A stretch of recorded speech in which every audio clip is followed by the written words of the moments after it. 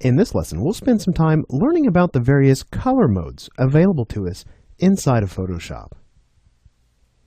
All right, great. So I've got this image here. This is the Lesson 20 Begin file. And, in previous lessons, we've talked a little bit about RGB images. Remember, RGB stands for red, green, and blue. Now, this is a color mode that's available to us here inside of Photoshop. As a matter of fact, when we talked about creating new files early on in this course, we went to File, New.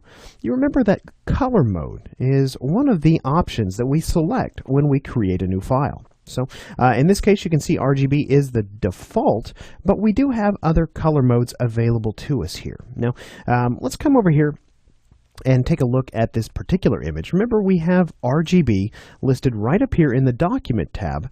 And if we come over here to the Channels panel, we can see here the composite of all three of those red, green, and blue channels and what they look like as they work together. Now, RGB, you can see here, again, we have data on each one of those channels. Now, more than likely, if you're working in kind of a digital format, if the work that you're creating, you're outputting it for maybe the web, maybe it's for television, any other kind of digital media, then more than likely RGB is going to be just the color mode that you need. You won't have to worry about anything else. But there are other color modes available, as we'll see here in just a moment.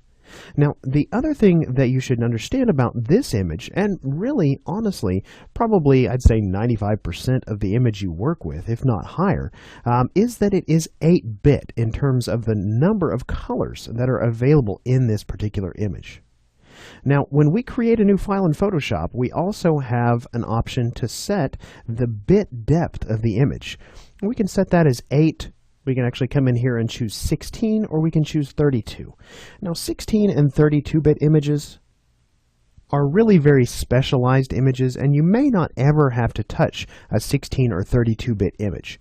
Your eye probably won't even be able to perceive the difference in color between an 8-bit and a 16 or 32-bit image.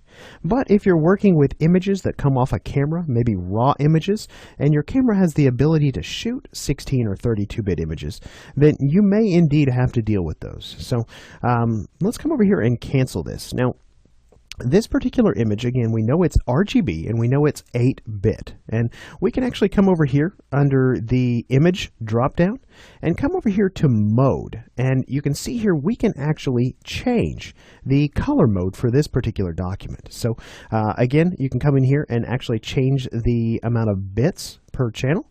You can actually come over here and change to a number of different color modes that are available to us. Now, again, a lot of these, when it comes to like index color, lab, or multi-channel, even duotone and bitmap, a lot of these are very, very specialized. And if you're just starting out with Photoshop, you really don't need to understand what these are. But let's go ahead and talk about how we can switch over here to grayscale. So if we come in and select this grayscale color mode here, Photoshop is going to prompt us to whether or not we want to actually discard the color information for this image. Now, if we choose yes, we want to discard that, watch what happens over in my channels panel. You see that we go from 3 channels in red, green, and blue to a single grayscale channel. Now, in the case of this 8-bit image, basically what Photoshop is doing here is it's using 256 steps between pure black and pure white to represent all of what used to be color information in this image. Now, in the case of a 16 or a 32-bit image, there's actually much higher, or a much larger number of steps. But in the case of an 8-bit, we're looking at 256 steps between black and white. So now, if we wanted to get this back, let's just come over here to File and choose Revert. And we'll revert that back to its RGB state. All right, fantastic. Now, the other color mode that I wanted to talk to you about in this lesson is CMYK. Now, again, CMYK is very specialized. When it comes to RGB, RGB is intended to be viewed on a screen of some kind. Your televisions, your computer monitors, your mobile devices, things of that nature need RGB images. So CMYK is specific to print. So if you are preparing jobs to go maybe to a commercial printer, then that commercial printer more than likely will need CMYK images. Now, at its core, there's a completely different color gamut that is available to us. And when I say gamut, I mean the total number of available colors within the CMYK color mode, as opposed to, say, the RGB. CMYK actually has, if I go ahead and convert this here, you're not going to see really any difference on our screen here, but CMYK actually has a narrower gamut of colors available to it. That means some of the colors that we can achieve in RGB aren't available to us in CMYK. But notice what happens when I convert this image over to CMYK. We actually replace those red, green, and blue channels, and now we have a cyan, a magenta, a yellow, and a black channel. Now, these four channels correlate directly to the inks that are loaded into commercial printing presses. And by converting this image to CMYK in our computer, that's a conversion that doesn't have to be done on the press. So now what you want to be aware of when converting images to CMYK is because CMYK has a narrower color gamut than RGB, whenever we convert to CMYK from RGB, some of those colors may be lost. Some of those colors that are achievable in RGB that are not in CMYK, we may lose those colors.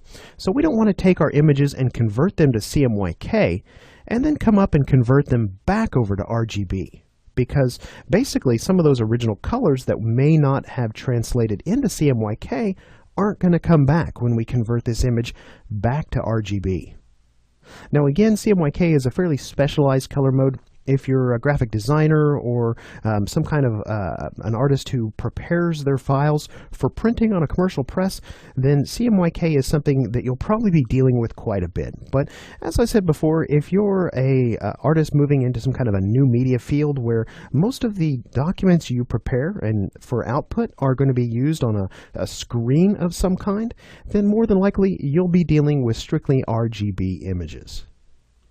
All right, fantastic. So with that said, that's a brief look at color modes here inside of Photoshop. Now, since we're talking about color, at this point, let's go ahead and move to the next lesson, and we'll learn a little bit about background and foreground colors and our color picker.